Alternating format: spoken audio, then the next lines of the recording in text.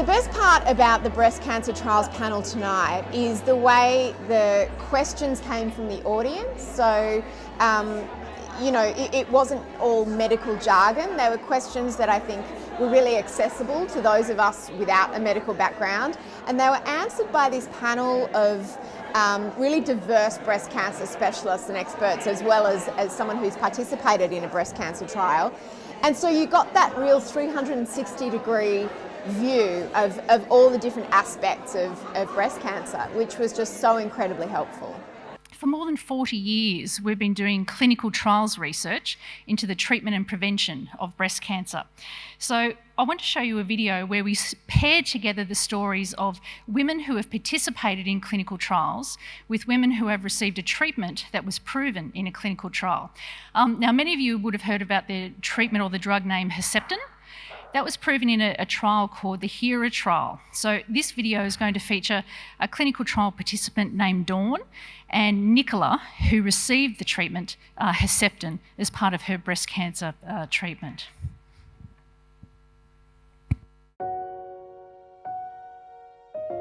I was 54 when I was diagnosed with breast cancer. Life was really good, it was busy, and I never thought, why me? Because, yeah, why not me? I'm not that special. But I did think, why now? This is probably about the most inconvenient time. And I remember being told the breast cancer you have is very aggressive. And that's why when they said, but we have this drug that we're trialling, I thought, anything, I've got nothing to lose.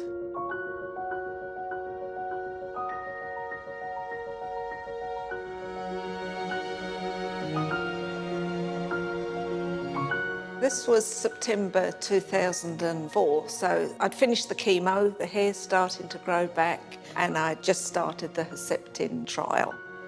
It's been game-changing what you've done, Dawn, for so many people. Before Herceptin, the diagnosis for women like us with HER2 was dire, and now it's actually one of the most favourable breast cancers, if you want for a better word, to get, because it's the most treatable. It's amazing and an honour, and I really can't thank you enough, because you give me a chance at life that I didn't think I was going to get.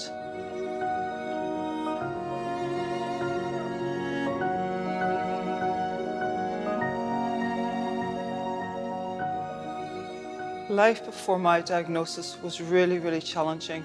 My little girl Kenzie had been diagnosed with bone cancer, and my marriage had broken up.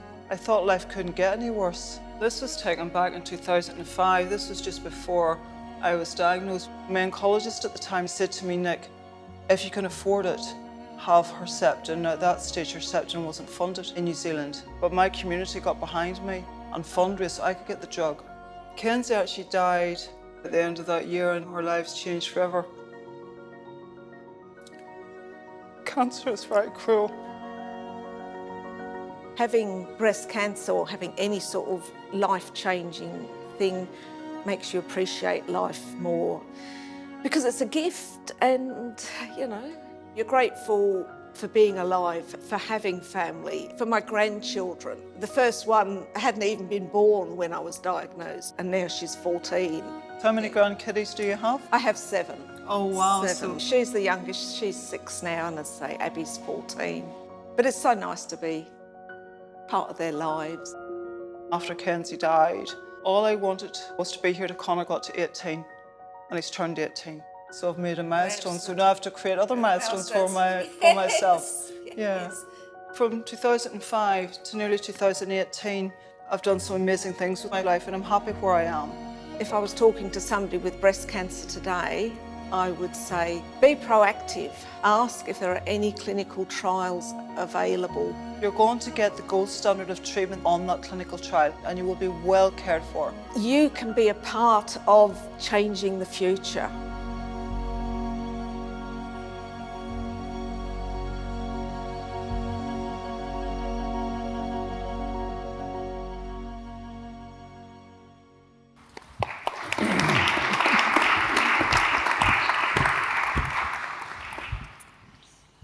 Good evening and welcome everyone to the second Breast Cancer Trials Q&A at this wonderful venue, Elder Hall in Adelaide. And a big hello to everyone watching from home, where you'll be keeping up with tonight's Q&A on Facebook Live. Firstly, Breast Cancer Trials would like to acknowledge that we are meeting on the traditional country of the Kaurna people of the Adelaide Plains and pay respects to elders past, present and emerging. We recognise and respect their cultural heritage, beliefs and relationship with the land. We acknowledge that they are of continuing importance to the Kaurna people living today. And we also extend that respect to other Aboriginal language groups and other First Nations. I'm Mia Freedman, and it is my pleasure to be with you tonight as host and moderator to help guide a very insightful discussion, answering your questions about breast cancer research, and the direction in which breast cancer research is going in the future. Treatments and prevention strategies have come a long way in breast cancer, and in the last 20 years in particular, we've seen the 5-year survival rate increase to be just over 90%, which is an extraordinary statistic. And Breast Cancer Trials has played a really significant role in improved treatments and falling mortality rates. But we still have a long way to go. Breast cancer continues to be Australia's most prevalent female cancer, and this year it is estimated that breast cancer will become the most diagnosed of all cancers in Australia, and it is number 2 in New Zealand.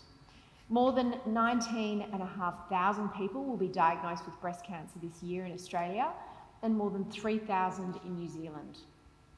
So with more people than ever before being diagnosed with breast cancer, sessions like this one are really important to not only answer questions, but to create more awareness about the continued importance of research into breast cancer. I'd like to briefly acknowledge some of the people here tonight. Professor Bruce Mann, Chair of the BCT Board of Directors, Professor Rick Thompson, BCT Board Director, Professor Alan Coates, one of the founders of Breast Cancer Trials, Professor Julia White from Ohio State University, Dr. Shien, Dr. Kogawa and Dr. Sagara, the Japanese Clinical Oncology Group, Professor Alan Boddy, Director of the Cancer Research Institute at the University of South Australia, Professor Eva Bizak, Director of the Centre for Translational Cancer Research at the University of Adelaide, and Councillor and Dr. Helen Donovan, representing the Lord Mayor and the City of Adelaide. Please join me in welcoming our guests. I'm going to be introducing our esteemed panel, who've been sitting here very patiently while I get the formalities out of the way. But before I do that, I would also like to acknowledge the generosity of thousands of individuals here in South Australia and throughout Australia, who together with our corporate partners make the Breast Cancer Trials research program possible.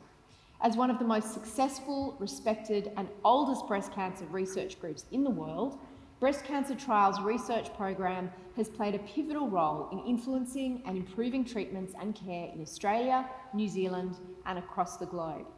The results of their research have changed practice and saved millions of lives through international collaboration. And I think we all saw in that video the real human face to all those numbers and all those statistics. This Q&A is actually the second time Breast Cancer Trials has run a public question and answer session. The first one took place in Sydney last year and was a huge success. And it gives us all an incredible opportunity as members of the public to pick the brains of some of the best, brightest breast cancer minds. And we all hope that this will be a really useful session for everyone here tonight. As someone who personally has a history of breast cancer in their family, my grandmother died of breast cancer and my other grandmother also had breast cancer, I'm personally very, very interested to hear all of your questions and answers and hear from our experts tonight. So without further ado, please allow me to introduce you to our incredible panel tonight. Starting from my left, please welcome Ms. Leslie Gilham, who is Chair of the Breast Cancer Trials Consumer Advisory Panel and a past trial participant. Associate Professor Nicholas Wilcken, who is Director of Medical Oncology at the Crown Princess Mary Cancer Centre in Westmead, Senior Staff Specialist at Nepean Hospital and Associate Professor of Medicine at the University of Sydney. Nicholas is also the Study Chair of the HERA clinical trial, which provides the benefits of Herceptin for women with HER2-positive breast cancer. Have I pronounced that right? Please interrupt me if I get my pronunciations wrong. Professor Sunil Lakhani is the Executive Director of Research and the Senior Staff Specialist at Pathology Queensland. He's originally from the UK. and he is also head of the Breast Group Centre for Clinical Research at the University of Queensland in Brisbane. On my right, please welcome Associate Professor Prue Francis, Chair of the Breast Cancer Trials Scientific Advisory Committee and Study Chair of the Soft and Text Clinical Trials, which produced practice-changing results in the treatment of breast cancer in young women. I know that I'm 47 and I have a number of women in my life who have been diagnosed in their 20s, 30s and 40s, which is much younger than I can ever remember when I was growing up, people being diagnosed with breast cancer. So I'm really interested to hear from what you're going to be able to tell us. Prue is also the head of breast medical oncology at the Peter MacCallum Cancer Centre in Melbourne and consultant medical oncologist at St Vincent's Hospital in Melbourne. Next on our panel is Dr. Stuart McIntosh, who is here all the way from Ireland and Scotland. Ireland. Originally from Scotland, but here from Ireland. We've been talking about Brexit. He has come all the way, very far. He is a specialist breast surgeon at Belfast City Hospital and a clinical senior lecturer in surgical oncology at Queen's University in Belfast. And finally, Dr. Nick Zdenkowski is the medical advisor at Breast Cancer Trials, medical oncologist at the Calvary Mater Hospital, Newcastle, and conjoint senior lecturer at the University of Newcastle. He's also the study chair of the Palace clinical trial, which is investigating the effectiveness of, Nick, I have no chance. Palbociclib. Palbociclib. Very nice. Palbociclib in patients with early stage breast cancer. Please join me in welcoming our panelists.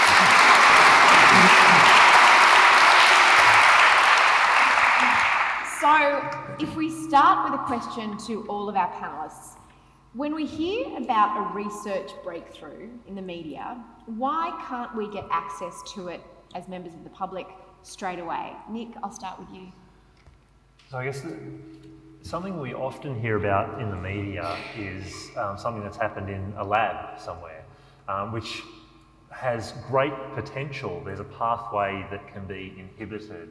There's something that has caused a tumour to regress in a mouse model, for example, which is something that makes us excited and sounds really interesting.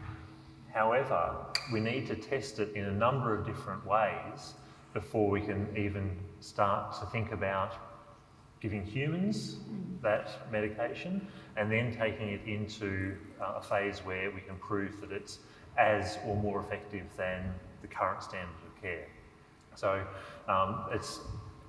there are a lot of breakthroughs out there, and fortunately there are some that make it through to changing the standards of care, but many of them are unable to make it to the next step.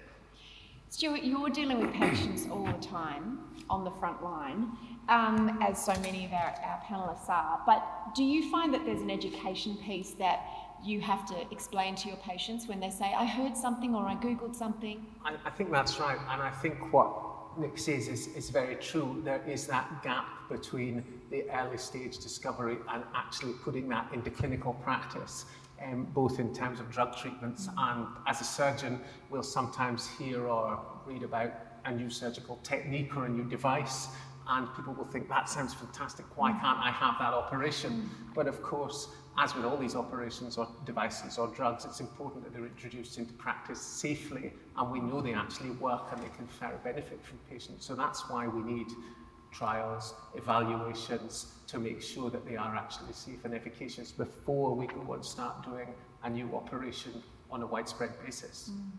So Prue, what's the difference between, we might hear that there's been a breakthrough, at what point does it get to be part of a trial and accessible to a patient?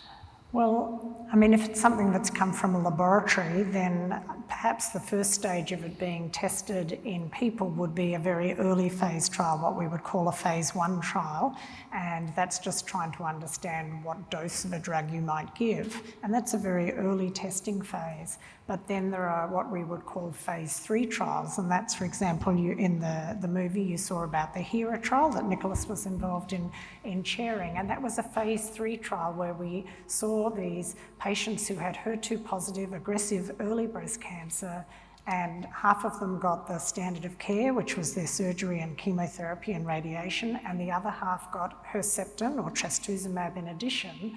And that was a large trial with many thousands of women. And so getting the evidence from a large trial is important to try to understand the efficacy, whether it impacts on survival, what are the side effects, trying to understand, the full picture. So there can be quite a few years between seeing something in a test tube to actually knowing what would be the impact, in a few years after women were diagnosed with breast cancer or patients were diagnosed. Sunil, I run a women's media company, and obviously women are very keen for information about new developments in breast cancer and its treatment. Do you think that the media needs to take a different approach in how we report these breakthroughs and how we talk about the different treatments for breast cancer? Perhaps.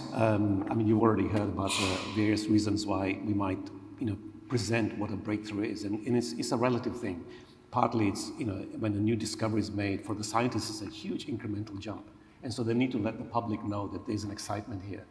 It might also be that actually they're presenting that particular piece of evidence because they now need to do the next phase of the work where they need to recruit people, like in a clinical trial.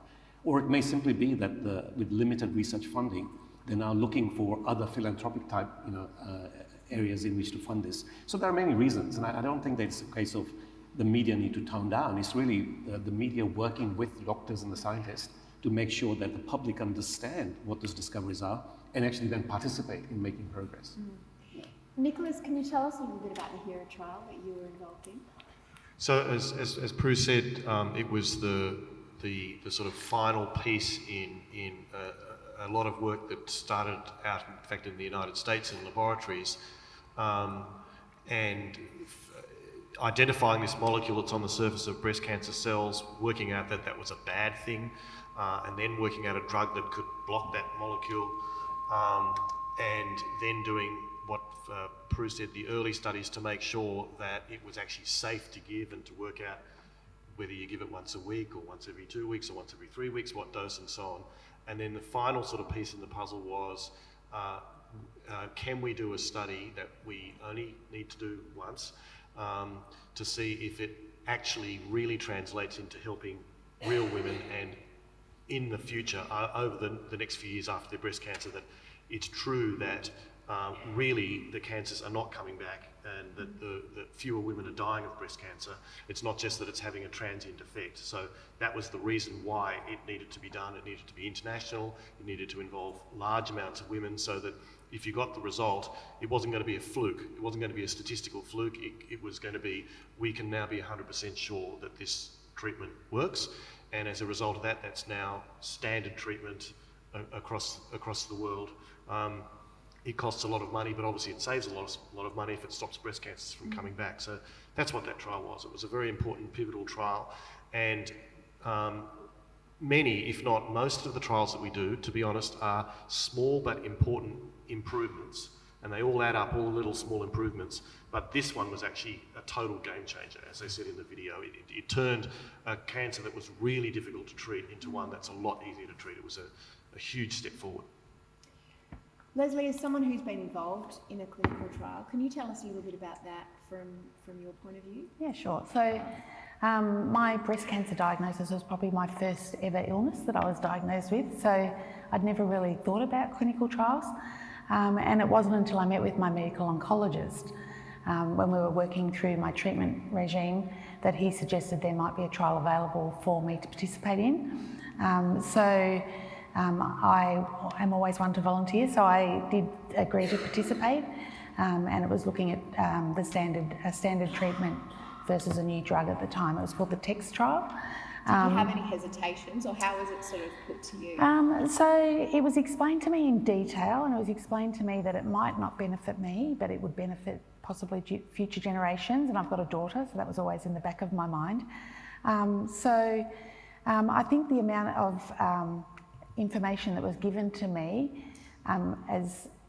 was quite informative, and I now know that all those documents are reviewed by consumers, so therefore that was why I could understand it so well, I guess. But I was given time to take that home and discuss it with my family, and then we made, I guess, a family decision that I would participate in the trial. Yeah. And what happened? So I participated in the trial. So I was actually allocated to the trial arm. So I got the drug that they were looking at, which was a different type of drug, an aromatase inhibitor.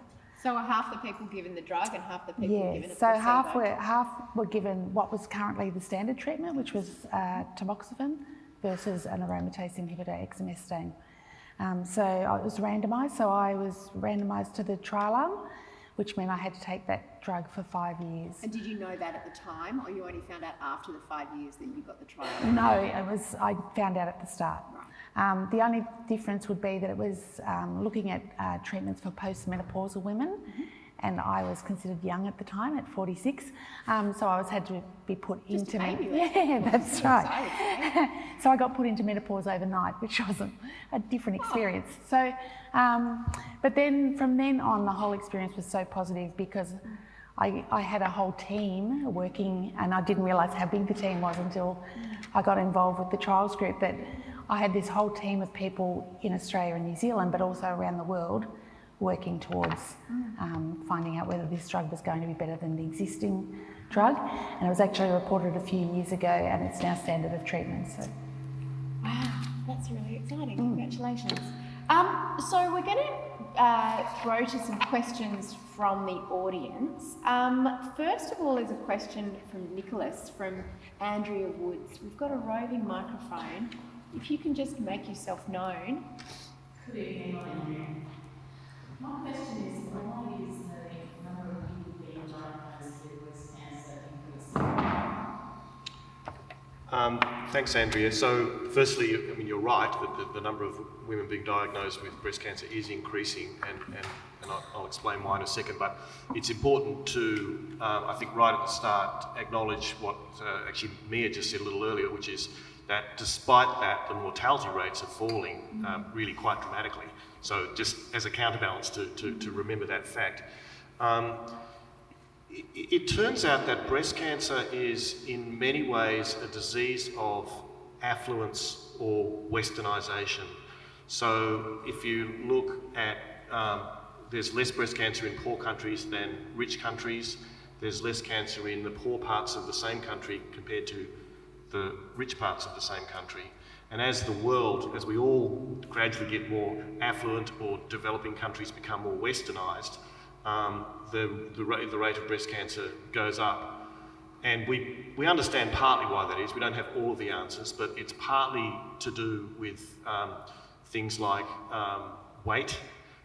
Being very well nourished seems to be probably generally good for you, but maybe bad from a breast cancer point of view. And then there are reproductive issues. So as a society gets more affluent, you tend to find that periods start at a younger age. Menopause happens at a later age.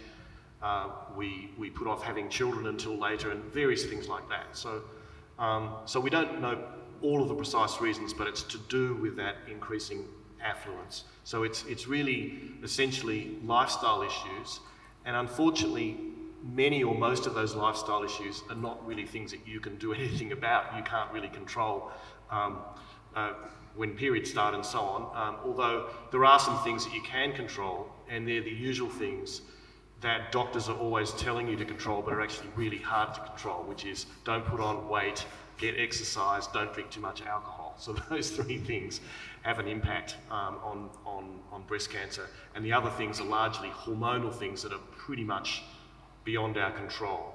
But again, I'd finish by saying, despite all of that, the mortality rates are still falling substantially. Prue, I wanted to throw to you, as I mentioned, it seems like there are more young women being diagnosed. Is that something to do with better testing, more vigilance, earlier mammograms? Like why, or is it just anecdotal and it's not actually borne out in the statistics? I don't think it's related to screening because they're not a target group for screening. So, for example, the National Breast Screening Program that invites women from 50 to 74, 75, and you can attend if you're between 40 and 50, although they won't invite you. when you're looking at women in their 20s and 30s, they're not being diagnosed because they've had a mammogram. They've actually, got breast cancer, and sometimes it can be fast growing in that age group. So it's usually not picked up by screening. It's picked up usually because of symptoms. Do you think we've become more aware? I mean, when I was growing up, we never learn about checking our breasts or anything. Now we're wearing our pink ribbons. There's so much more awareness about checking yourself regularly. I think there is, but I think those women, if you're developing breast cancer in your 20s, I think you would have still, it's not just the awareness, they've actually got a cancer and that cancer becomes apparent. So there has been some increase. I mean, it's not a massive increase in young women. It's not like it's a sudden epidemic. I think there was always some breast cancer, but I guess where there's a lot more media and everybody talks more about cancer, I think in years gone by, cancer was a very private issue for a lot of people, and not everybody said, if somebody had cancer. So I think there are different factors, but it's not screening that's picking up the very young women in general. Stuart? No, I was going to agree. I mean, I think the increase in incidence of breast cancer that we're seeing is largely driven by the over 50s. That if you actually look at the data both from the US and other places, the increase in incidence in younger women it's there, but it's small, relatively small. But I think all the reasons that Prue has alluded to are why we're very aware. Which is a good thing, but it can cause a lot of anxiety, perhaps. Our next question is actually, Stuart, for you, and it's from Julia Brooks, who's unable to be here tonight, so I'll read her question. She says, what is the next breakthrough treatment regime for breast cancer? So I think that breakthrough treatments and drugs like Herceptin, trials like the HERA trial, perhaps don't come along as often as we might like. And I think the other thing to say, as you've already said, that Nicholas has reinforced, is that actually that 5-year survival of over 90% means that we are doing well, but we can still do better. I think, again, as Nicholas has already alluded to, there's, I think, a lot to be gained from small but significant improvements, marginal gains, if you like. And I think we have a lot of very good, very effective treatments out there. I think we don't always have a good appreciation of the best place and the best patients to deploy them in. And I think some improvements are definitely going to come from our improved understanding of biology, from genomics, that's going to enable us to target treatments better. I think we haven't yet really explored or tapped the potential of immuno-oncology in breast cancer. And I think that's something that once we have a better understanding of where to apply it, probably is going to have a real potential. But I think it's going to be about better understanding, better selection of patients, better targeting of drugs, perhaps using response to treatment. So we give patients chemotherapy before surgery, we then do their operation, and then we can study what's left and work out perhaps what's going to be the best way of targeting residual disease. Yeah, I mean, the other thing that's worth pointing out is that the breakthrough now, some of them might be to actually work out that you can use less treatment. And there's sort of this buzz phrase now called de-escalation, which is, do we really need to give everyone X, whether X is the operation under the armpit or X is a particular drug? And they're very, very hard studies to do, but they're going on around the world, and we're involved in some. For example, a study to test whether you can do without radiotherapy in some circumstances. So sometimes the breakthrough might not be a fancy new operation or drug. It might be a smarter way of doing business where we can actually reduce the amount of treatment. I mean, the classic example of that was, in the 60s and 70s, everyone with breast cancer needed a mastectomy, and it was a full mastectomy with all the muscle removed, near the breast. And, I mean, it's a breakthrough to be able to do now a very small, operation and, brilliant cosmetic results often. So I think to me that's a breakthrough, an example of where clinical trials, even though it's not a drug or anything like that, but it was a breakthrough when those trials were done. And as you see, some of those were very difficult trials to do. I'm not old enough to remember the breast conservation trials, but by all accounts, from hearing people like Benny Fisher talking about them, people thought they were mad to do this. They found them really difficult to do, but they've really changed how we treat women with breast cancer. Sunil, the next question's for you from Aisha Shaw. We've got Aisha here. Can you give an update on whether blood tests can detect breast cancer earlier? Yeah, so this is a really interesting question.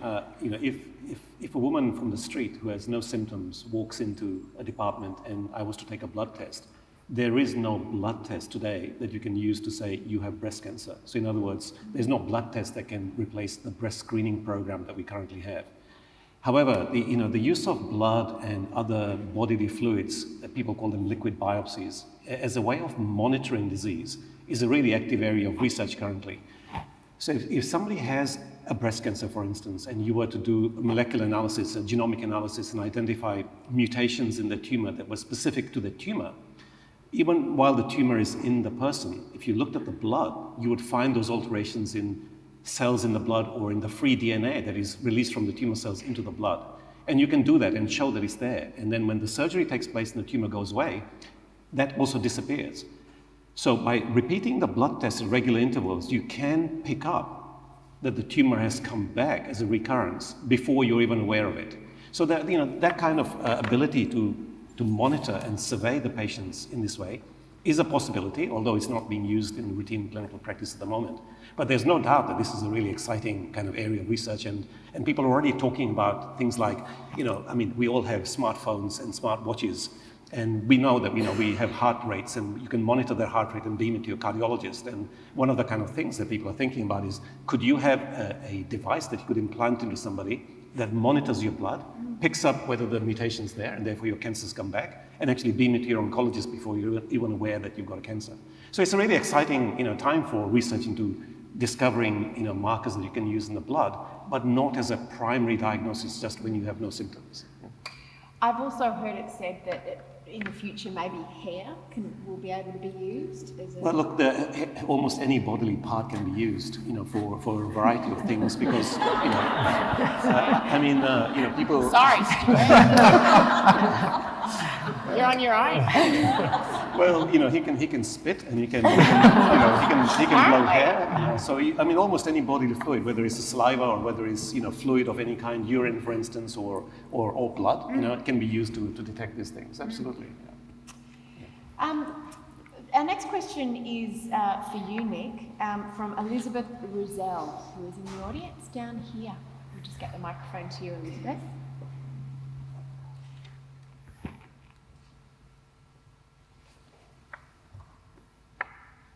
Are there new aromatase inhibitors or drugs with similar actions on the horizon of this? Aromatase, for those of us who aren't familiar with this, that's thanks. fine, I'll explain. I wasn't going to explain it, don't you worry about that. So aromatase inhibitors are one of the type of hormone blocking drugs that were one of the first targeted therapies for breast cancer. So we're all talking about targeted therapies. The estrogen receptor, which is present on about 70% of breast cancers, is something that we can block by getting rid of estrogen or blocking the actual messaging of that estrogen receptor to tell that cancer to grow. And so aromatase inhibitors are one of the drugs that we use very commonly for early stage or advanced breast cancer to either get rid of the cancer to try and help cure it or to slow it down. And the question really, I gather, is about the side effects and the trouble that many women have with the side effects from aromatase inhibitors. The issue is that... What are those side effects? So I think it's menopausal type side effects are quite common, things like hot flushes, sweats, sometimes mood changes, sometimes a little bit of weight gain. And with the aromatase inhibitors, some joint aches and pains, things like arthritis and stiffness. And they can be quite troublesome. The difficulty with that is that it's an on-target effect for many of the side effects. And by that, I mean that the estrogen receptor is the target, but you've got estrogen receptor on other cells in the rest of the body. So if you're blocking the estrogen receptor on the breast cancer cells, that's a good thing. If you're blocking the estrogen receptor on the other cells in the body, then that's what causes the side effects. So it's difficult to separate those out so that you're only targeting the breast cancer cells. So there are other drugs. There are 3 aromatase inhibitors, and there's also tamoxifen. And tamoxifen is something that's it works well, and it's still in routine usage, even though it's an older drug. The those drugs are the mainstay of treatment for early stage hormone receptor positive breast cancer, sometimes added to chemotherapy. And now we're starting to think about how best to tailor those in terms of the duration. So many women will be on 5 years, it's a tablet. Some might be on them for 10 years. And there are trials like the Palace trial that is running internationally at the moment. It's completed recruitment, but is continuing follow-up, which is looking at whether it is useful in terms of curing more patients with breast cancer to add in an extra drug to those hormone-blocking treatments called palbociclib, which is a cell cycle inhibitor, and whether that might kill off more breast cancer cells in more patients. Did that answer your question? There are some studies that suggest that, I mean, the side effects can be difficult, but there are some studies that suggest that, for example, with musculoskeletal symptoms, that patients that are very physically active and doing a lot of exercise and some strength and resistance training, that those sorts of things may be helpful in reducing the level of symptoms. So there are, you know, but we haven't got solutions for all the side effects, but there are some things that may be helpful. There are a range of things that we can do to help with the side effects. And so I think for patients it's important to just pipe up and ask, because some will just say it's something that I think they need to put up with, but it's worth talking about. Absolutely. Prue, the next question actually is for you, from Tamara Henwood. Is Tamara in the audience?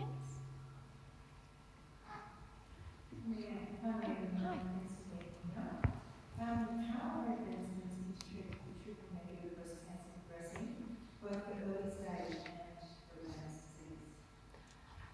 Right, so in early stage triple negative breast cancer, there's been, I guess, a real shift in the way we are thinking about treating this. So traditionally, the idea was have your surgery, and then generally a course of chemotherapy was recommended to start, you know, reasonably soon after the surgery.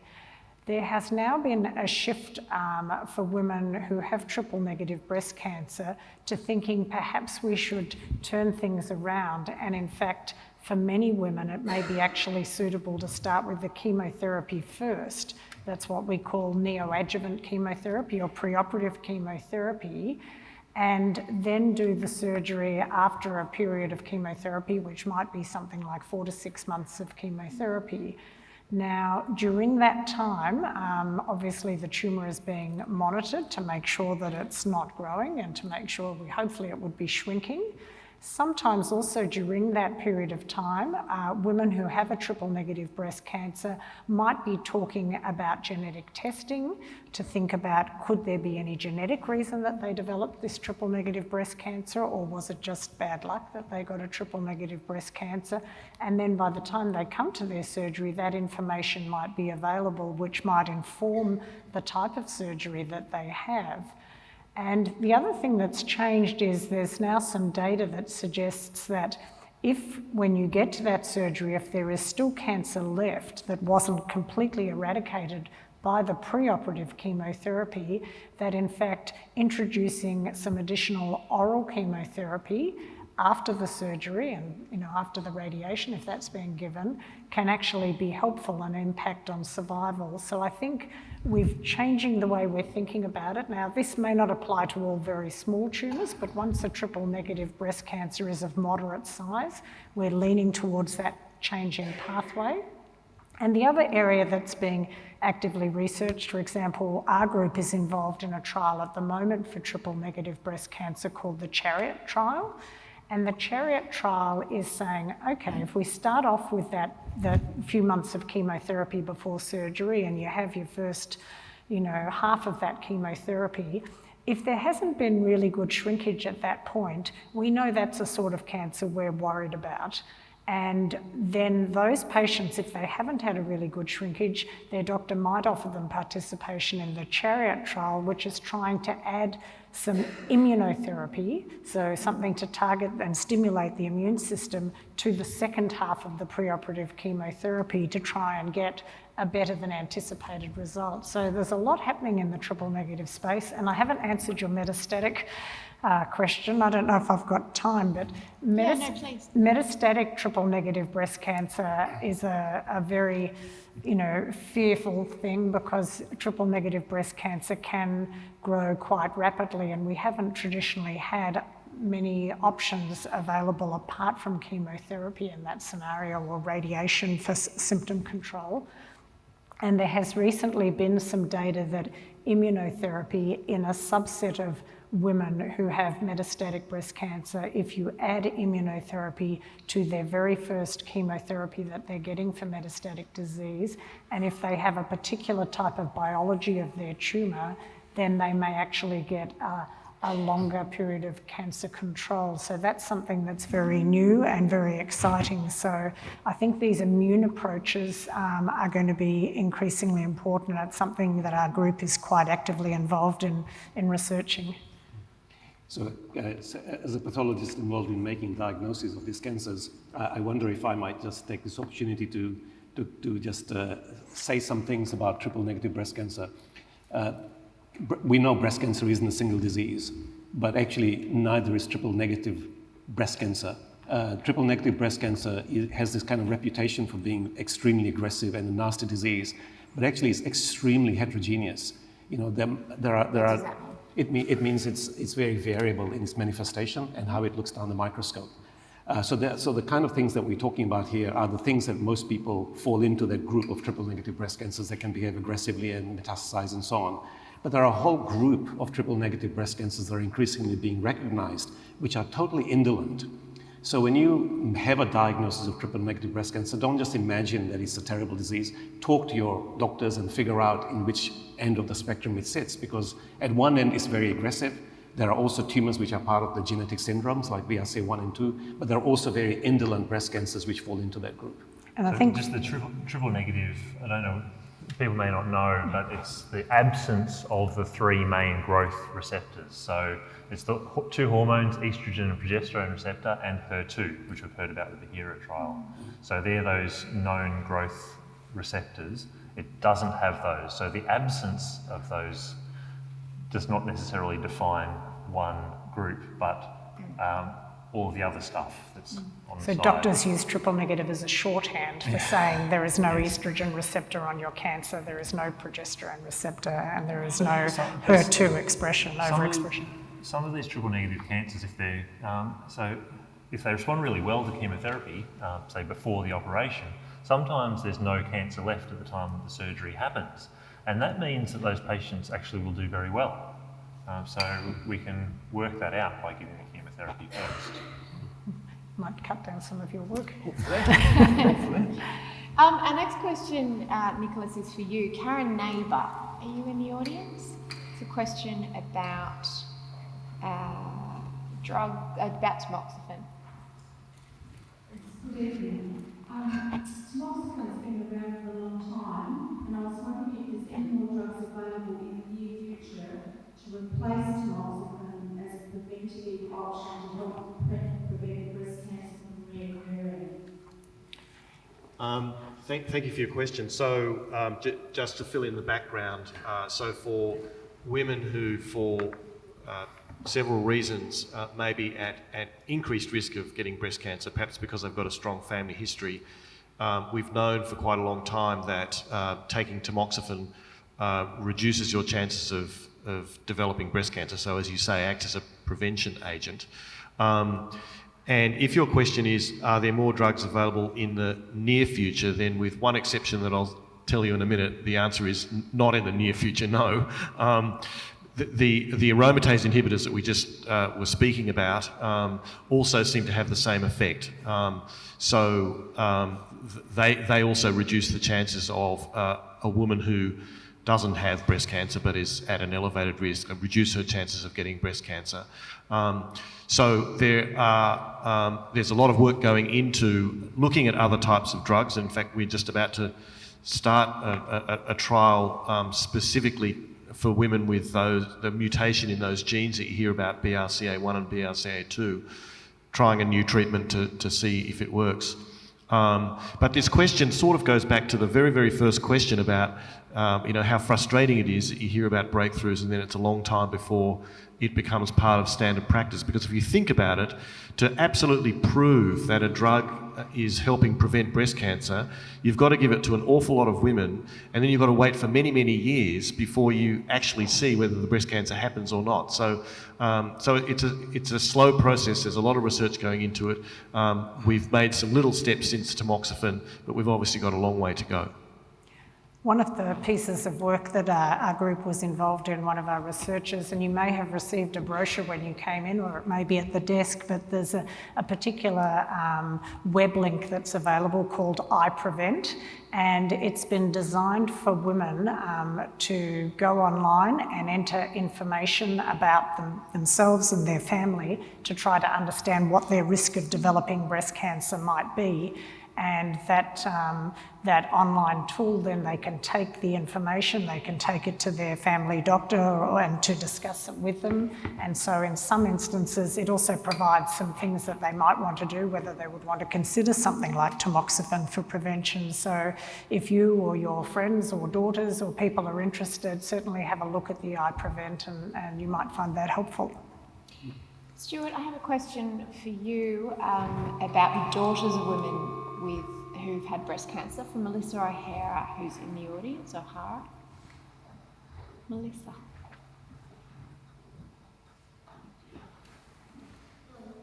My question is, I'm more young women diagnosed with breast cancer, and what do you suggest is the best plan of action for daughters of women who've had breast cancer? So, thanks, Melissa. I think the first part of that question we've already talked about a little bit in terms of more young women getting breast cancer. And we've said that although there is a small increase, but perhaps it's more about awareness and publicity.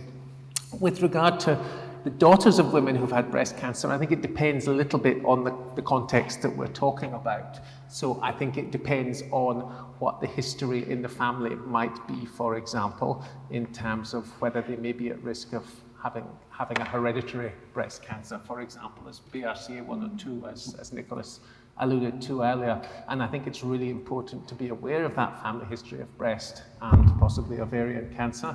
And if that is a significant history, for that to be considered and perhaps referred to a geneticist for consideration of whether testing is appropriate.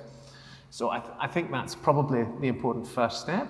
I think obviously there are some women where there may not be a family history, but there may be a diagnosis of a triple negative breast cancer at a relatively young age, and that too might be a trigger for genetic testing within the family. Although, interestingly, we've just put together in the UK a proposal for genetic testing for all women with newly diagnosed breast cancer in 8 units around the country. So that's something that we'll be looking at moving forward. I think in terms of people where that's not the case, so perhaps there's not a strong family history, there's not a strong reason to think there's a hereditary breast cancer there, then fortunately or unfortunately, perhaps some of the things that were alluded to earlier that are modifiable, that we can do something about in terms of managing risk. So in terms of exercise, in terms of healthy diet, alcohol consumption, weight management and so on are all important, as are potentially attending for screening mammography when invited. And I think those are probably the key things. Yeah, and I think it's worth pointing out that the majority, by far, the majority of breast cancers are not due to individual genetic mutations where there's a very high risk for your daughters. So, you know, most breast, and we obviously talk about often breast cancers happening in young women where it might be more likely to be a genetic problem. But of course, most cancers occur in over 60s, in women over the age of 60. And if you get your breast cancer over the age of 60 and there's not a strong family history, then your daughters are probably not really at any increased risk at all. And we sometimes tend to forget about that. Do you think the idea of being tested for the breast cancer gene is a good one for young women with a history of breast cancer in the family? I think it's important to be aware of what we're doing if we're doing that. So I think there are obviously the two genes that we've talked about, BRCA1, 2 genes, but there are other genes that are implicated as well. And I think if there is a family history, it's really useful to be able to test an affected family member to try and pinpoint what the cause is. Because if we test unaffected daughters and we don't find anything in BRCA1 and BRCA2, then but we don't know that that's the cause of breast cancer in the family. So you can't necessarily reassure them that they're at normal risk. I had the BRCA test because of the history in my family and also because of my heritage. And I was told I didn't have the gene, but then they explain, which you all know obviously, but was a disappointment to me, that it just means that you're still back at the same risk of anyone else in the community that has breasts. That's what I mean. Seemed really disappointing. It's only useful if you can test an affected relative, and you find they do have a mutation, and then you can test an unaffected relative and they don't have the mutation. You're able to say to them, well, you know that there's greatly increased risk, but you've still got a risk. It doesn't mean that you can't get breast cancer just because you don't test for a mutation in one of those genes. And I guess you referred to your heritage, which I'm assuming is Ashkenazi Jewish, and so that we know that those BRCA1 and 2 mutations are at slightly higher frequency in people of Ashkenazi Jewish heritage, and so there will be a lower threshold then for thinking about that testing. The other thing that was interesting is that I didn't realise that that test was fully subsidised because of my history, and it's not for everybody, but I think that's probably another education piece that is important to know. Nick, I've got another question for you from Kirsty Burns. Kirsty, are you in the audience?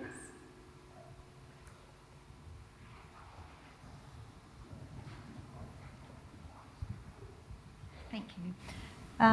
My question is, how do you approach patients that are considering participating in a clinical trial?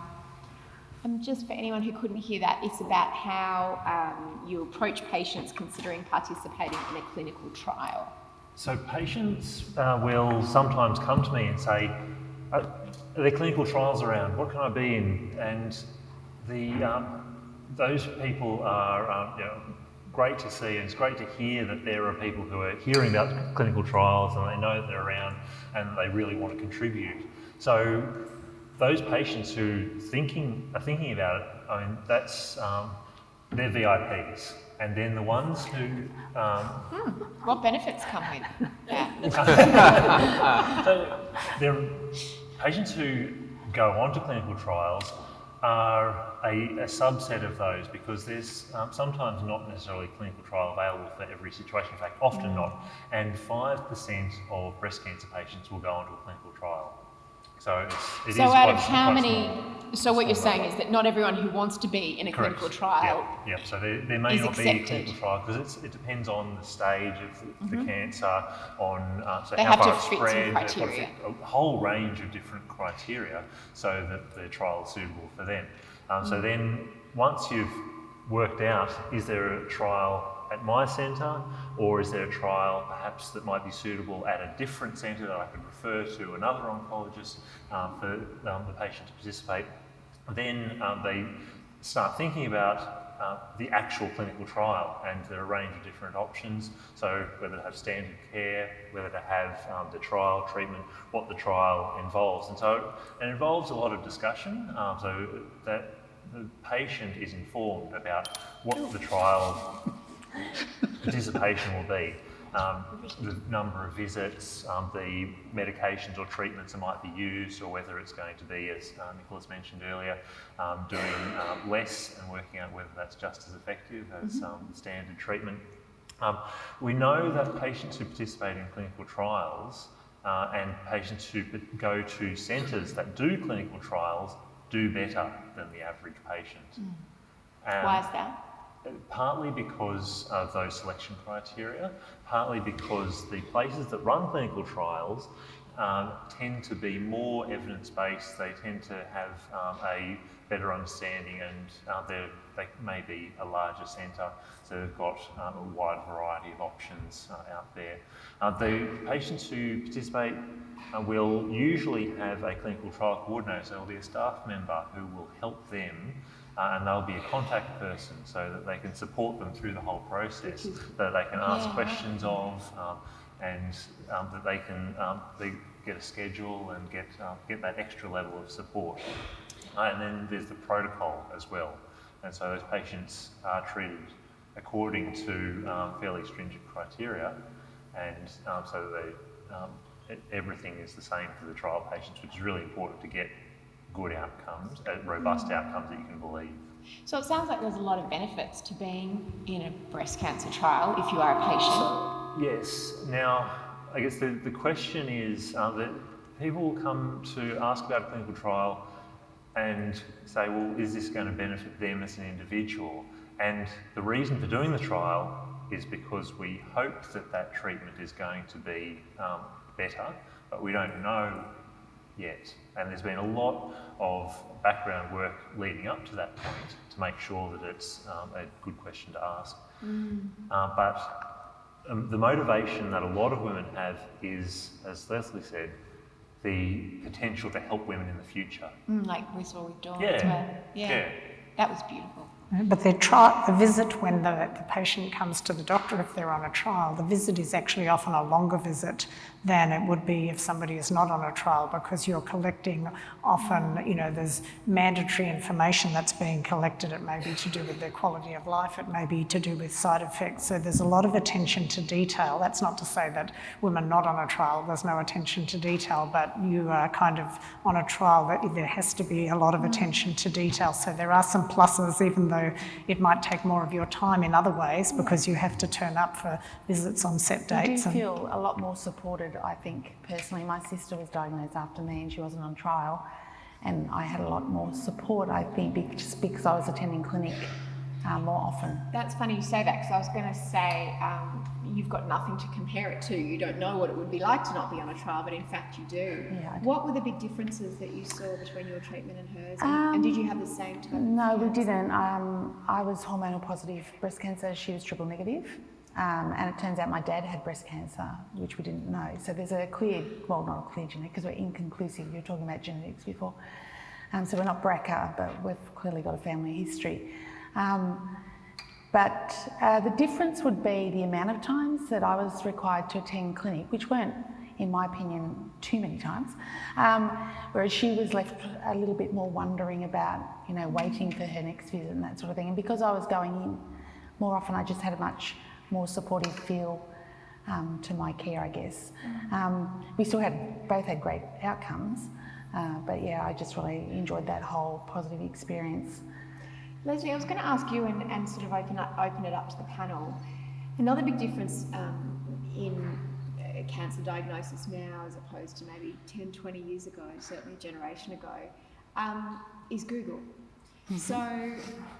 Dr. Google? Dr. Google. Were you told not to Google?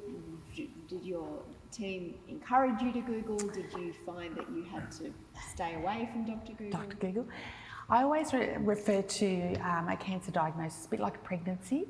Everyone that you know has a bad story to tell you. So I think it's really important that you get the right information. So my team, because I had a multidisciplinary team, all gave me the information. They actually gave me links, which I think was really important, because otherwise you go to Dr. Google or you listen to Auntie Mary tell you, And again, I saw this thing on YouTube. That's right. About turmeric. Yeah, and as we've heard, every breast cancer is different, right? So what is necessarily working for one person might not work for another. So I think it's really important and on the clinicians to direct their patients to the right information. Yeah, I think that's a really good point. If you just say don't do that, that's just not a very helpful thing to say to someone, is it? And so I always say to people, to colleagues, pick a website or two websites that you think are trustworthy, that you like, and recommend those. So if it's to do with trials, obviously Breast Cancer Trials is a website, but if it's more general information, for example, Breast Cancer Network of Australia, the Pink Lady people, has very reliable information that's all been developed in collaboration with breast cancer specialists. So I tend to suggest that, which is bcna.org.au, and I can tell you that if you don't put the AU in, you get Boulder, Colorado Naturist Society. That would be a lot of fun. Lots of fun on that website. So without wanting to quote anyone in particular, you have to be careful of false news on the when you Google. Yeah, no, that's true. And we were talking earlier, we were just talking about regular news and how the internet's made it very hard. Everything looks the same.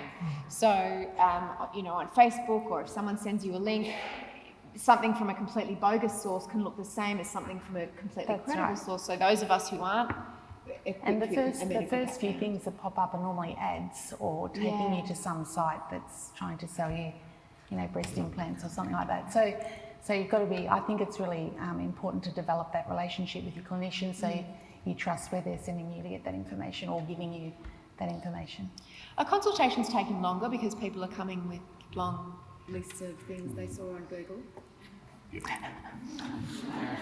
Yes. See, the other thing, and it just reflects back to something that Nick said, unfortunately, the vast majority of my patients don't come to me and say, I would like to be in a clinical trial. It's usually the other way around. Right. I'm usually, very few times I would be asked that.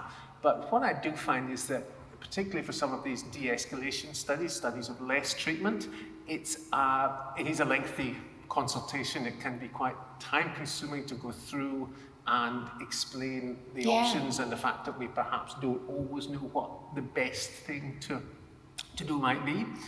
Interestingly, in the de-escalation studies, I sometimes find some patients agree to go into the trial. Some patients tell me they just want the standard treatment, they want everything done. But a significant number of patients will say, well, you've told me about this, I've considered all the evidence. Actually, I don't want to go into the trial because I don't want the operation, or I don't want the other treatment. I've considered, you've given me all the evidence. And I think, all right, that doesn't put them into the trial, but what it does mean is that people are able to make a very informed decision. And I think even if patients are not going into trials, that's still a really good place to be because it's proper informed decision making. So I think there's a benefit that follows on from that consultation. I may be wrong, but I think that Dr. Google is probably a bigger problem for general practitioners rather than specialists in hospitals. It was interesting also what you said, Stuart, because when Prue was talking about de-escalation and how sometimes you might do chemotherapy before an operation, I imagine that takes a lot of calming someone down to say, we're just going to leave the tumour there, but here's the evidence for why this could be the best way. Yeah, it doesn't come intuitively. I think the intuitive reaction is get this out of my body as quick as you can, and to try and understand that actually it may be a better way to go, starting with, and we've done the breast cancer trials group has done some neoadjuvant trials. In fact, Nick's thesis was his PhD doctorate was involved in. So as just on that point about shared decision making, so involving patients more in the decision about treatments about them, which is clearly very important. And the decision about whether to have chemotherapy first can be quite confronting and scary when you've just been diagnosed with breast cancer. So what we did a few years back was to do some interviews with women and found out that they weren't getting as involved as they'd like to be. And so we created something called a decision aid, which is a decision support tool. It gives information about the treatment options, about pros and cons, and then just leads them gradually through that decision about what's best for them. So we call that a values-based decision, because we know that different people will weight or find different factors in the decision important. And so that has now been part of a clinical trial which Breast Cancer Trials ran in Australia, and it's freely available via the Breast Cancer Trials website. Melanie Gentgol has got a question for all the panellists about the patient's voice. Melanie, are you here? Firstly, really thanks for this session. Available also accessible, which is really important. As a clinical trialist myself, and as someone who understands the international law and the obligation that we have in the claim model to include patient voice in clinical trial design, but it isn't easy to do that. And how can we make the patient voice more accessible and embedded into our clinical trial design? Thanks so much, Melanie. I wanted to start by asking Leslie, as the patient with the voice. That's right. I didn't have access to Nick's decision aid, but it was sort of like a personal decision aid. So I had that voice in whether I took part in the clinical trial. But I think in my role with the Consumer Advisory Panel, Breast Cancer Trials was the first trials group in, I think, the world to have a consumer panel who helps develop the trials. We review all the protocols and that sort of thing. So what our role in that space is to make sure, one, that the people they're asking to participate, that it's not going to be something too taxing on them, that sort of thing, or time consuming, all those sorts of things. The other thing we look at is whether they'd be able to understand that protocol, understand the informed consent, because how clinicians talk and how the rest of the world talk is totally different. And it was interesting what you said about how the information you were given had been through... Which I didn't realise at the time, I now understand. And just recently, just with the different way that the trials group is developing trials, we're actually involved at the concept stage. So we're involved right at the start of that trial design. So I think, I'm not sure about other organisations, but Breast Cancer Trials is very good at being able to use that patient voice to develop their trials. Sunil? Look, it seems to me everything we're doing tonight is part of that process. We're having an open forum, people asking questions. We have a consumer representative who's actually actively involved in developing trials for breast cancer trials. Simple things from, yes, you can have this inclusion criteria, but the woman will never be able to come this many times because of commitments, etc.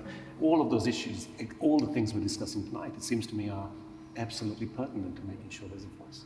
I think the other thing this group has got a really strong track record in, and Alan Coates is in the audience, so I'd like to mention him because he was one of the founders of the group 41 years ago, but this group has a strong reputation internationally for focusing not only on the cancer outcome, but also the quality of life outcomes. And we have tried in many of our trials, or most of our trials, to think, about collecting information from the patients who are participating. And Leslie would probably remember when she was on the text trial that she filled out, and we ask all sorts of interesting questions. You get questions about, are your joints sore? You get questions about your sex life. You get questions about all sorts of personal things, so that we can really understand not only the cancer effect of the treatment, but how does it impact on the patient themselves. So we do try to collect that information so that at the end of the day we have a bigger picture of how the treatment will actually from a holistic point of view of the actual patient. Whether it's to do with tiredness, whether it's to do with mood, whether it's to do with sexuality. There are a whole lot of things, so we do try to incorporate those things into our trials. Eva Bizak, I have a question for Nicholas Wilcken. Right down the front.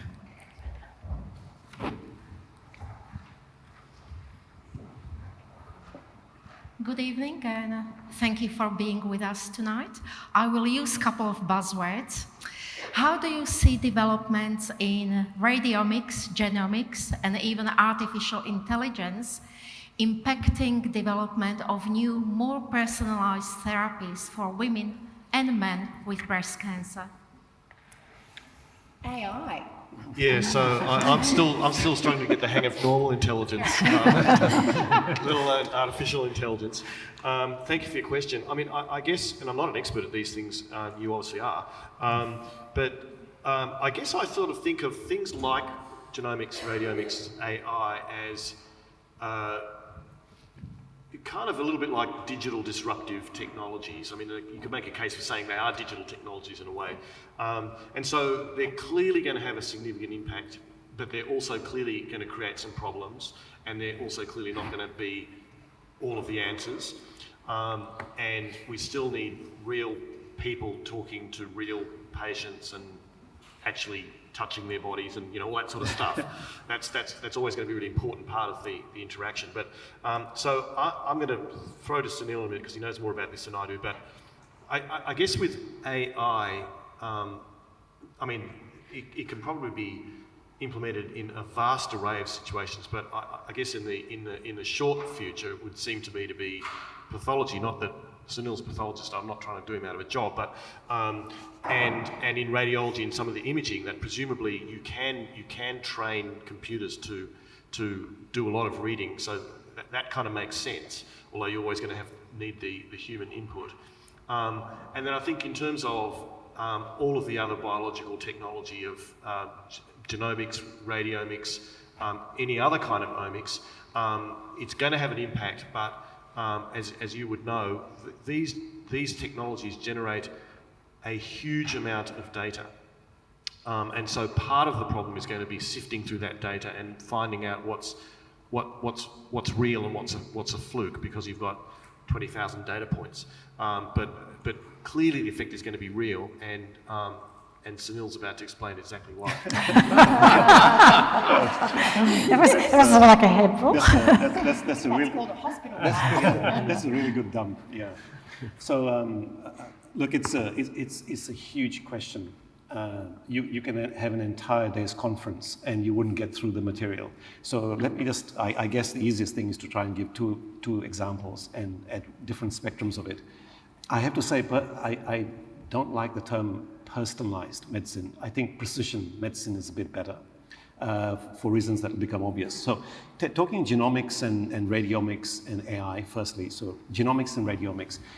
Genomic technology has kind of leveled the playing field in terms of being neutral. So it's a discipline neutral. You know, it doesn't mean that you have to be a pathologist or an oncologist or a surgeon. Anyone can do genomics. The HER2 that we talked about in the HERA trial is a classic example. So here is a molecule that was identified from molecular analysis. As a pathologist, I would stain this on a tissue section and say to them, it's amplified in this breast cancer. So then there's a drug and you treat it. You can take that same molecule and you can tag it to a radiological chemical, a tracer, and tag it to it and inject it into a patient, and it will tell you where tumors which contain HER2 are present. So that's radiomics. You're using a molecular technique and a radiological technique and bringing them together in order to create an imaging technology, which is a molecular imaging technology. So, you know, that's an example of where a genomics and radiology and pathology and things are coming together, and we're breaking down the barriers of those individual disciplines. At the other end of the spectrum, which is what Nicholas was alluding to, you know, I mean, if you in 5 years' time, let's say, had 5 million patients who had been followed up with whatever, breast cancer, let's say, and you knew everything about them from how they presented to what was their diagnosis, what kind of a triple negative breast cancer did they have, what treatment did they have, and everything about their radiology and follow-up, well, you will need some supercomputers and mathematical algorithms to say, can we tease out something that would never otherwise be apparent to us? So that's where AI technologies are going to come in. I think those mathematical things and computing power will be able to refine for us and make it a little bit more personalized in terms of understanding an individual patient's journey. I think that's about as much as I can tell you in a short time. I hope that helps. We just have a few more questions which we'll try to get through before we have to wrap up. Pippa Wanganeen has a question for Prue about the BRCA1 and BRCA2 genes.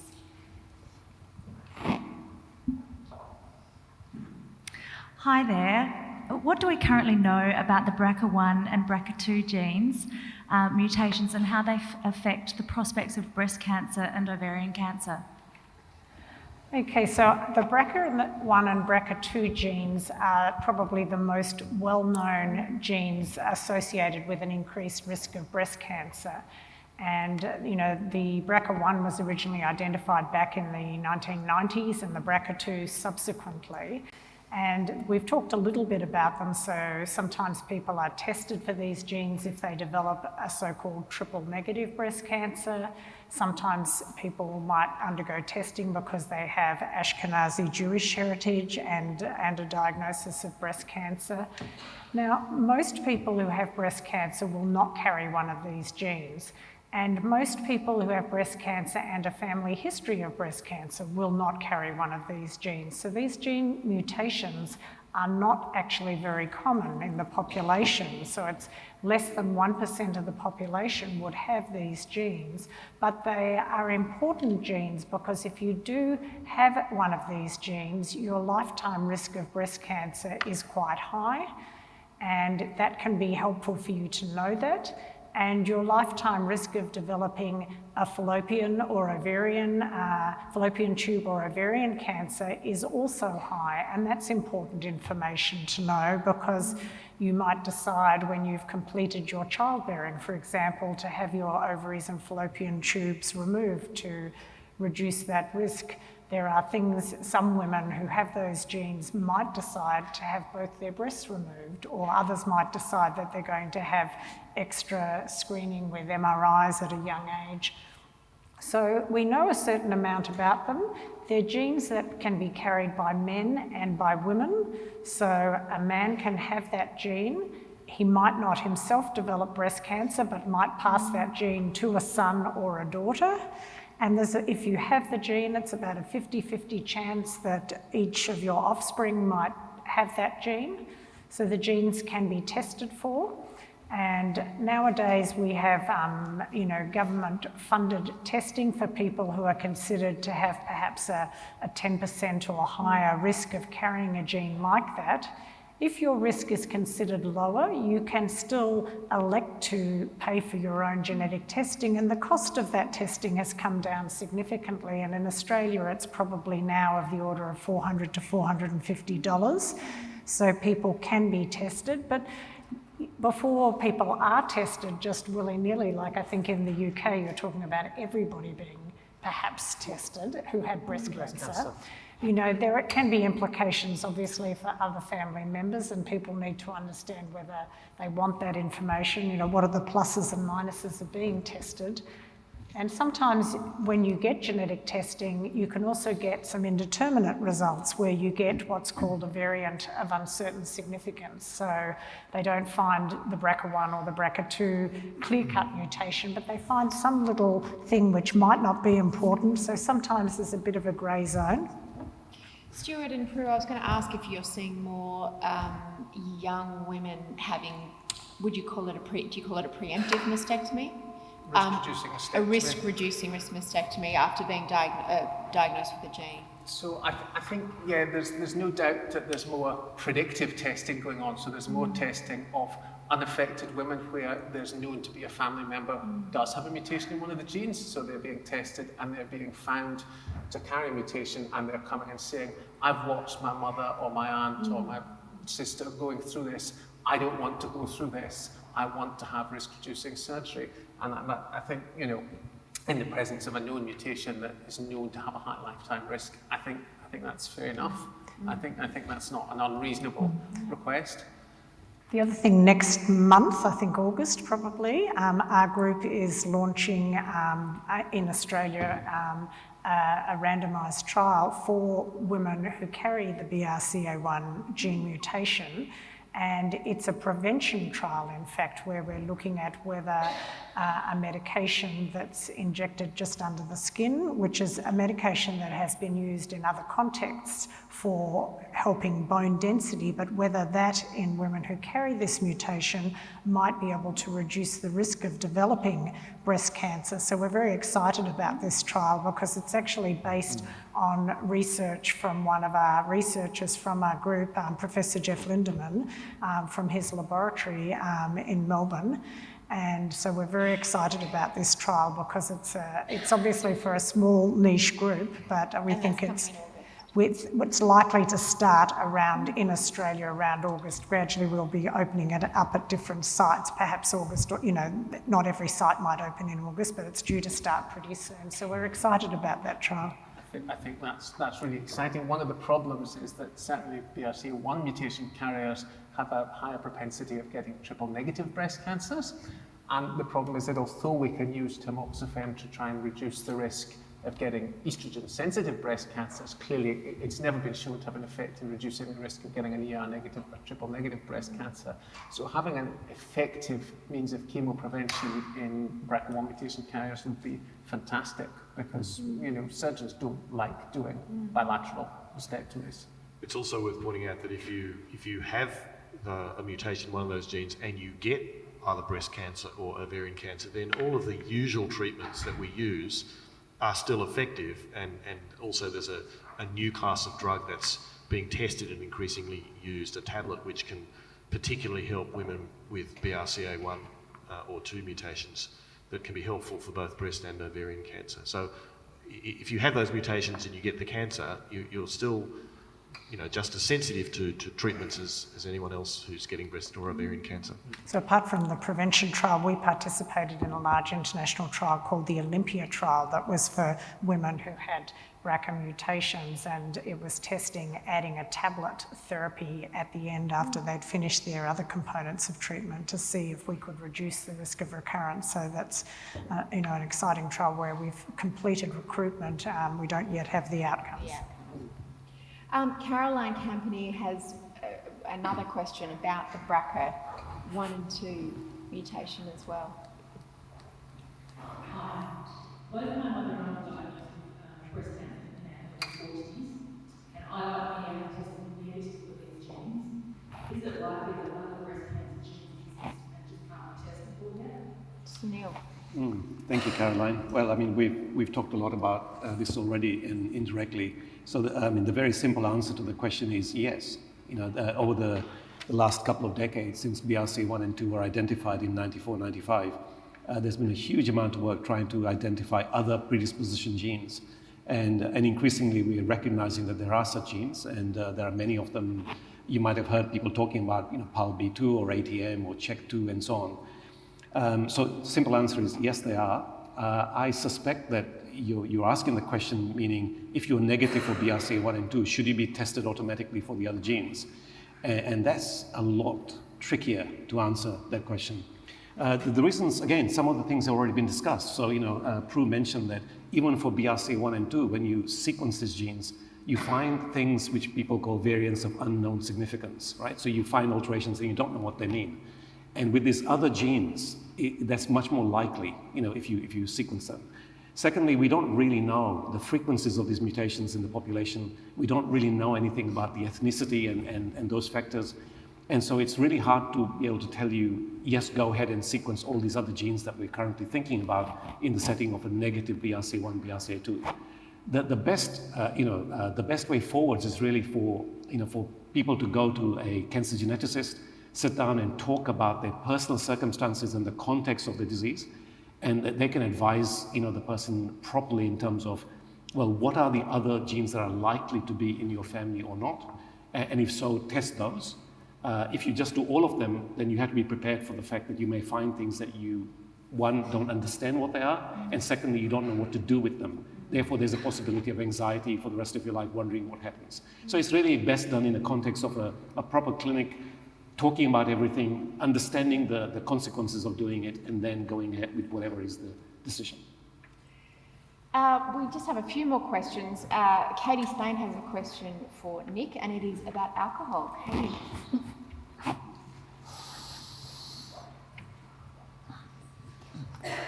Quite feel like a wine right now. Maybe I won't after I hear the answer to this question. I'm a wine person, so I think about this a lot of people quite impacted quite often. How much impact does alcohol consumption have on the likelihood of the development of breast cancer, and what is the role of diet and exercise in breast cancer? Yeah, oncologists are such killjoys. So the answer is that there is no level of alcohol consumption that is completely safe for breast cancer. And so any amount of alcohol increases the risk of developing breast cancer at some point in the future. However, the nuance of that is that it's a moderate or less, or within the guidelines that we have, which is about 1 drink per day for women with a couple of alcohol-free days each week. And that's 100 mils of wine, by the way, is one standard drink. Increases the risk by a little bit. What? Sorry? We were just debating 100 mils. We were saying that seems awfully small, like a shot. Is a small amount.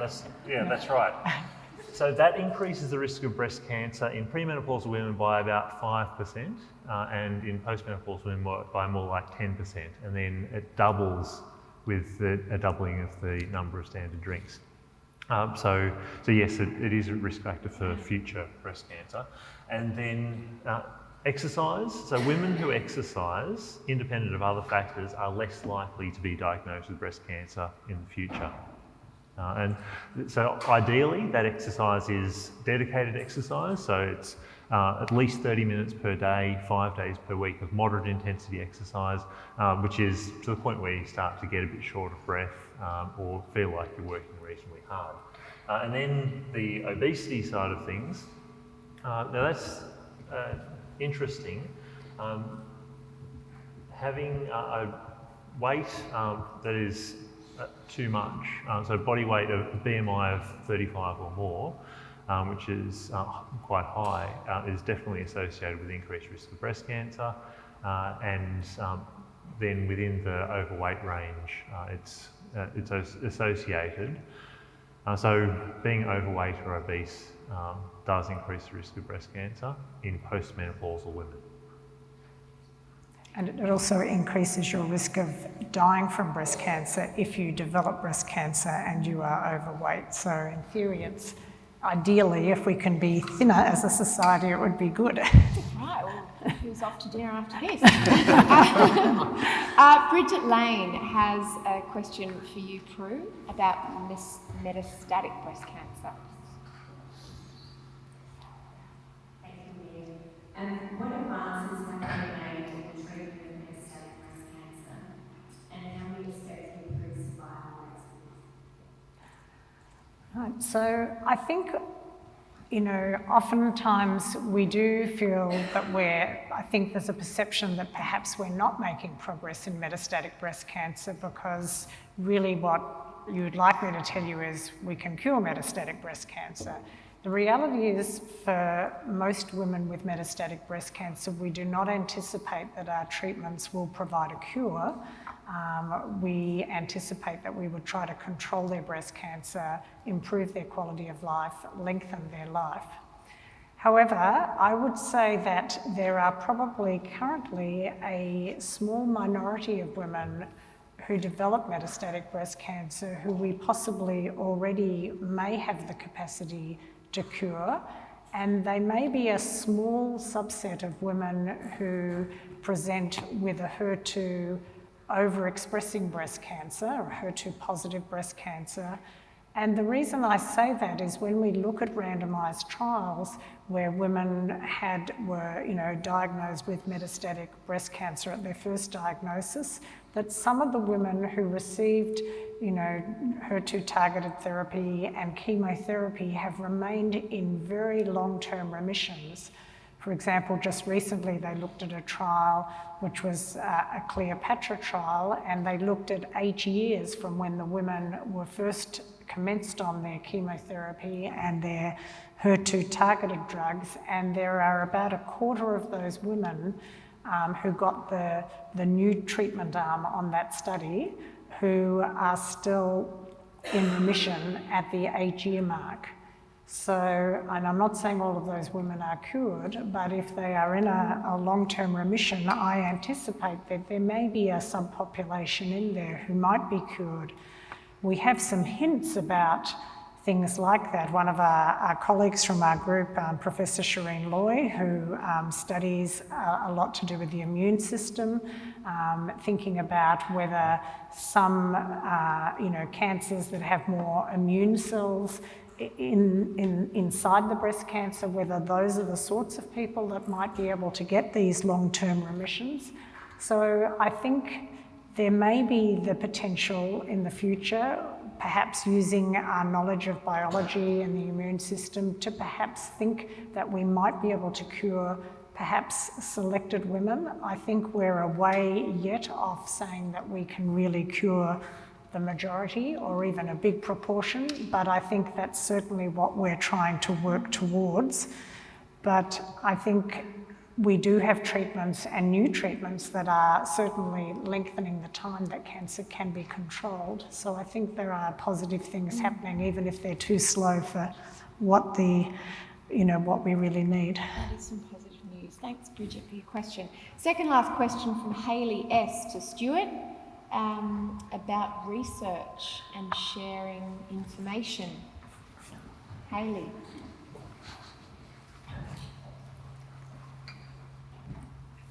My question is that there are a lot of institutions worldwide that research causes and cures for breast cancer. How and what information is shared between institutions around the world, and does this assist in progress here locally? Stuart, you don't live in Australia. Tell us. The question's about how research is shared around the world. And how the institutions work together. Yeah, so I think there are some things that we are quite good at doing. I think the results of big successful trials like the HERA trial that we've just heard about, I think we're very good at sharing the results of those. Is there like a WhatsApp group? I think that you're all it would be a pretty big WhatsApp group. Well.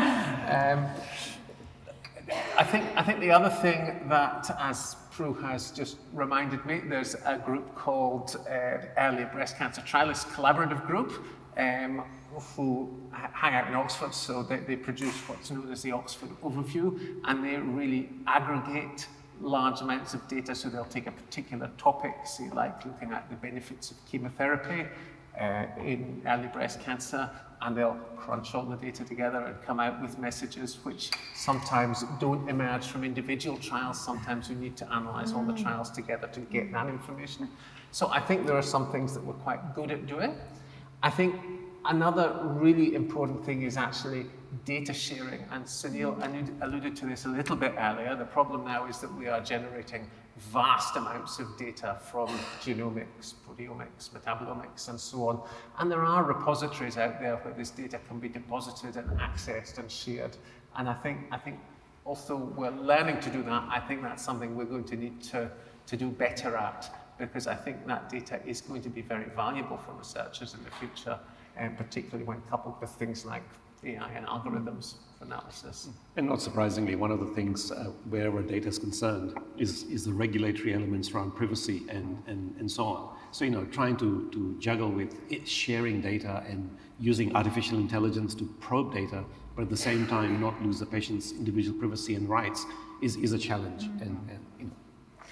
I think the other thing is one other thing there, and I think that it reflects back on what Nicholas said way back at the beginning, is that we are doing, that 90% 5 years survival figure means that we're making progress, but the downside of that is that often to show improvements we need very, very large trials, and there needs to be communication and international collaboration to make sure that people are not doing small trials in isolation that won't give us definitive results. We really do need to be looking at the big picture. You should definitely look into that group chat. What's that? That's the solution to curing breast We've cancer. sorted it tonight. And which brings us to our last question from Merv, neighbour, to all our panellists tonight, and it is indeed about a cure. Okay, what is the possibility of a cure for breast cancer, and what makes you excited about breast cancer research in the future? Leslie, I'm going to start with you. Well, all patients or consumers hope for a cure, and some of the clinicians might say that they are curing people. So I think there's a lot of women surviving a lot from breast cancer, and men, and like living a good quality of life and all that sort of thing with the 90% survival rate. So I think very close to being able to say that we will have a cure one day. And the second part of the question was excitement about research. And from me, I'm really engaged in the de-escalation trials, only because of those survival rates.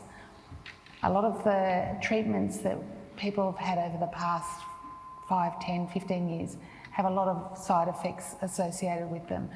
So if the evidence can prove that the overall survival doesn't change by doing less, you reduce those side effects so people have a better life going forward.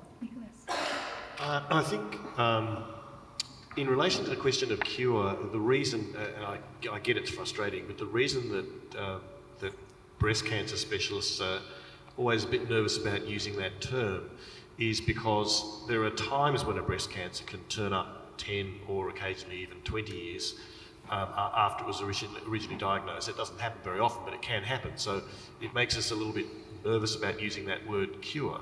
But the fact is that the vast majority of women who get breast cancer do not die of breast cancer, the vast majority. So that's, you know, that they're being cured. It's just that we can't know for a long time that you've been cured. So I think it's important to remember that, that, you know, on average, probably all of the people in this room have generally had a not very good experience of breast cancer, and that's why you're here. But most women in the world don't get breast cancer, and most women in the world or in Australia who do get breast cancer do not die of the disease. So we've got plenty of work to do, but that's important just to not forget that bit. In relation to excitement to the future, I'm with Leslie. I think the de-escalation thing is very exciting. If we can get the exact same result but with less treatment, then that's fantastic. And I think the immune activating drugs are very interesting. We've got to be careful not to overhype them because they clearly don't work as well in breast cancer as they do in some other cancers. But just working out who will respond to them and respond very well is a challenge that we're part of the way through, and I think we'll get that answered in the next 5 to 10 years. Sunil? So I don't really have anything to add to the issue of cure from what Nicholas already said. For me, it's always difficult to use that word because you're essentially talking about something that doesn't occur and you have to keep waiting forever to figure out whether it's not going to occur. And so that kind of negative thing makes it difficult to define what cure is. So I don't really have anything to add. Nicholas has summarized it beautifully. As far as cancer research is concerned and what excites me, it's the digitization of the world in terms of genomics, and Eva asked that question. And it excites me because if you look around the panel here, we've got a mixture of medical oncologists and surgeons and pathologists and a consumer rep. And this may not have happened 15 years ago.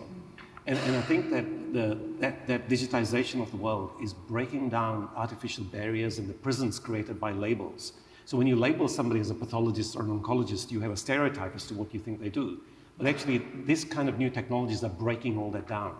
So for me, actually, the real excitement of it is that when I'm doing my work, and I'm not just working in a multidisciplinary team with the people around the table, but I'm actually also starting to work with bioengineers and physicists and mathematicians who are bringing a completely new way of thinking about how to think about the disease and how to model that mathematically, but also how you might use nanotechnology or physics technology to be able to put drugs together and inject them in a way that we never thought was possible. And to me, that's the really exciting part of it, that it's actually leveling all of those things and bringing us together in a way that we couldn't do 10 years ago. Prue, what makes you excited thinking about the future and a possible cure for breast cancer? So the thing that makes me excited is, and it's imprinted in my brain, and it's the cure of what's happening to mortality from breast cancer in Australia. And if you look at that curve and you look at the decade from the 70s, you know, the decades going on, and that curve is going down. And sharply. And I know that a significant proportion of that is relating to better treatment for patients that's come from the results of trials and research and understanding how to better treat people. So I know what that curve looks like, and I've been in oncology long enough to know what the death rate was like when I was younger. So that makes me excited to know that we are making progress and that curve is still going down, and I anticipate it will continue to go down. Stuart? Yeah. So I would agree with both Leslie and Nicholas about the de-escalation side of things, and not just because it means I can spend less time doing operations and more time with my family or on the golf. But I think that would be grand. It'd be fantastic to put the breast surgeons out of a job. I hope there aren't any other breast surgeons in the audience, but I do think being able to achieve the same results with less treatment, less surgical treatment would be great, because I see the consequences sometimes of what we've done coming back 10, 15, 20 years later in terms of poor outcomes or lymphedema or whatever. So being able to minimize that, I think, is very exciting. I do also, on a personal level, I find the genomics and the understanding of breast cancer biology very interesting and stimulating, and that journey is something that I find personally quite stimulating, but I think in terms of patient benefit, at the moment, de-escalation. Nick, bring it on home. Right, okay, that's a lot of pressure. It's your chance to make us feel good after telling us we can't drink wine. We've got to exercise. No, but men can drink wine, it's the women. We're the designated drivers, it seems, this evening. So we're curing, as Nicholas said, a lot of women, or giving them long-term survival. And so I think one of the things that I'm excited about is the opportunity to allow those women to live as well as possible and to have quality of life that is on par with anybody else after all that treatment. So they may have some fairly intensive treatment, but then to have those options in terms of the physical symptoms, which we've talked about, the psychological symptoms, and we're doing work on that as well, more and more research about quality of life and about how best to support that quality of life so that these women, sometimes young, sometimes older, who can go back to their lives as close to how they were before as possible. On that note, it's time to wrap up for this evening. It's all we have time for tonight. I'd like to thank our panel for their absolutely brilliant insight, and for everyone here for joining us, for your questions and your participation. Of course, if you are in the audience or watching from home and you are doing it tough, we see you and we send you our strength and support during what must be a really difficult time. I don't think there's any woman who has not been touched in her life by breast cancer. Both my grandmothers had breast cancer. It is such a pressing issue for women of all ages. Breast cancer trials are absolutely crucial when it comes to lowering the mortality rate.